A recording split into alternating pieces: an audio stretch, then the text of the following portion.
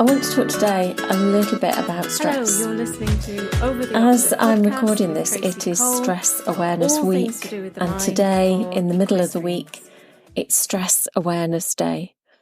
So we all experience stress from time to time, and our bodies and our minds are perfectly able to cope with that kind of one-off stress.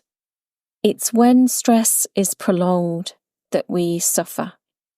So we're perfectly designed to have a stressful situation and to be able to get through it. We use our adrenaline, we use our alertness, our sharpness in that period, and then, in theory, the stress leaves us and we go back to normal. However, in the 21st century, that often doesn't happen. We become stressed and we stay stressed. And stress becomes a habit. And lots of people are stressed chronically and don't even know it, because there are signs that are very obvious and there are signs that are not very obvious. But coupled with that, it becomes a kind of normality. Because it becomes a habit, because it becomes something that you do all the time, you know it doesn't feel good, but in some circumstances, we feel like we've got to keep going and keep ploughing through, keep pushing forwards. And that's not necessarily the case. So let's have a think about, first of all, some of the common symptoms, some of the uncommon symptoms, and also about having a plan for what we can do. So why do people get stressed? Well, there's lots of reasons, as we know, and you'll know your own personal triggers. And knowing your own personal triggers is so important, so that you can either brace yourself so that you don't go full headlong into stress, or that you can somehow avoid a trigger if that's a possibility. So first of all, things like repeat situations, things that are going to happen, and we know they happen, and they make us feel triggered. So for instance, a repeat situation would be your horse bills. So paying for the feed every month, or paying for the bedding or the hay. And if money's tight, that's going to be a stressor, and it's going to be a repeat stressor. There might be other stressors that are repeated for horse owners at this time of year in this country, in the United Kingdom, I'm sure lots of other places as well. We have weather that isn't particularly great. It's wet, it's fairly mild, but it does cause lots of mud. And mud and horses aren't a great mix. So again, that could be a repeat stressor every day. When you put your horse out, or maybe you can't put your horse out because you're knee deep in mud, and that becomes stressful. And we perhaps don't think about those signs. We might think that we can brush it aside, but because it's repeating, it is building into a habit. Other things that can become stressors, one-off events that play on your mind. So a single event. Maybe it's the vet is coming to visit, or the dentist is coming to visit, and maybe you know your horse doesn't act in the best way possible. Those things are easier to deal with because once they're over. You can have a little treat and relax. There's lots of other ongoing stress type situations as well.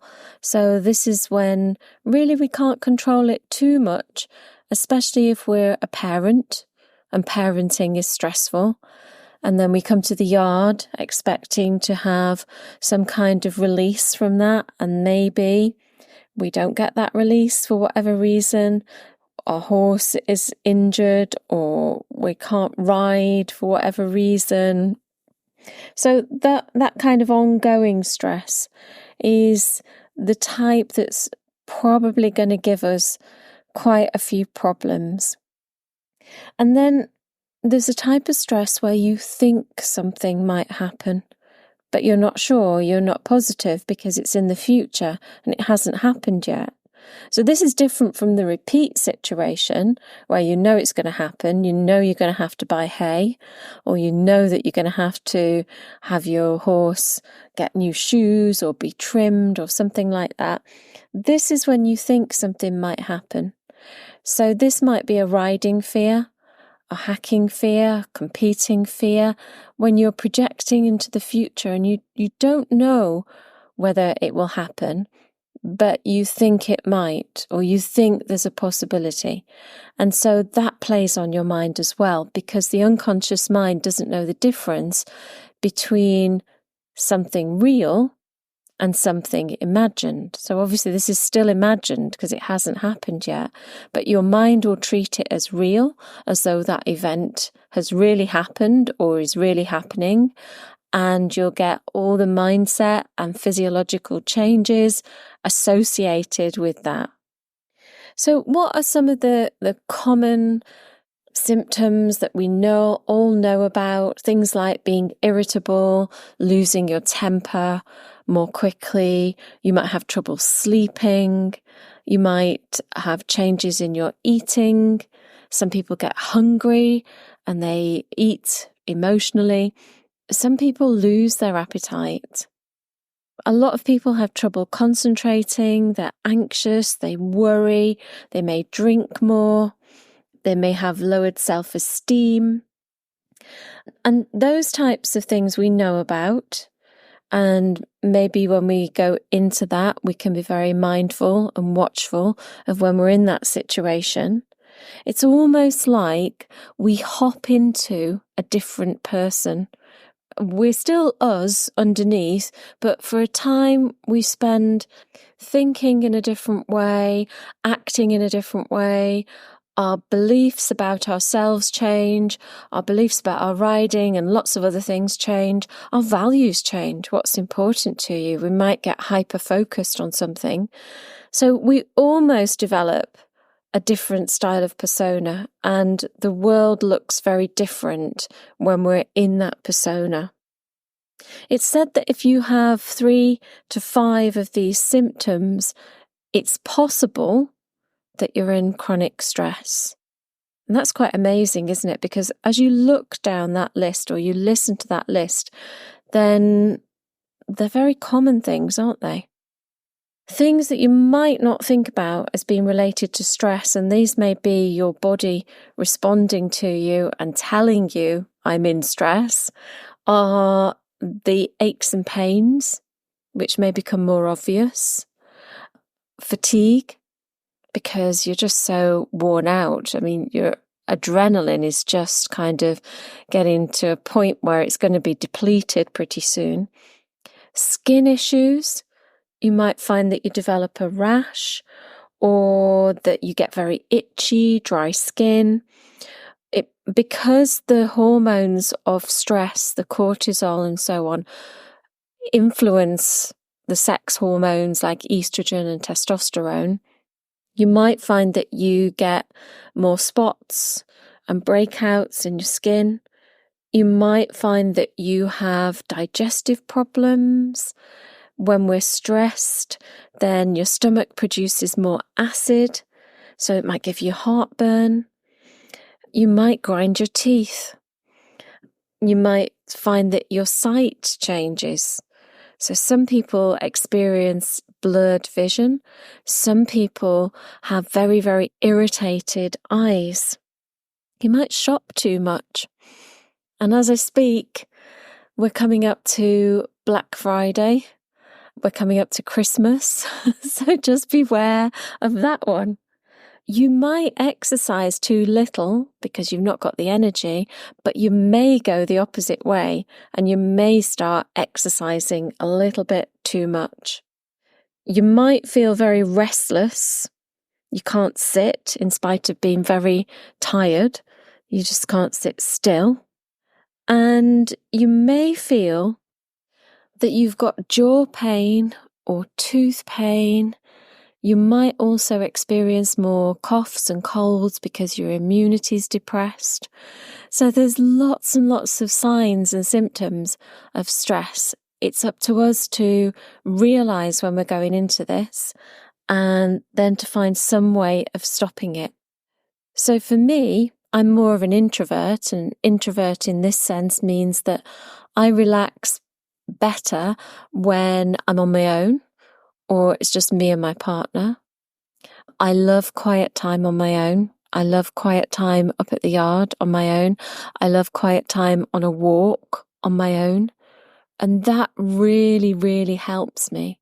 And identifying that, knowing that that's you, means that then you can make sure that you get that type of self-care.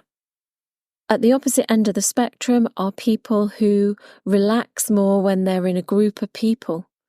And they don't relax when they're on their own. That makes them worse. So they need to be in a group. They need that interaction.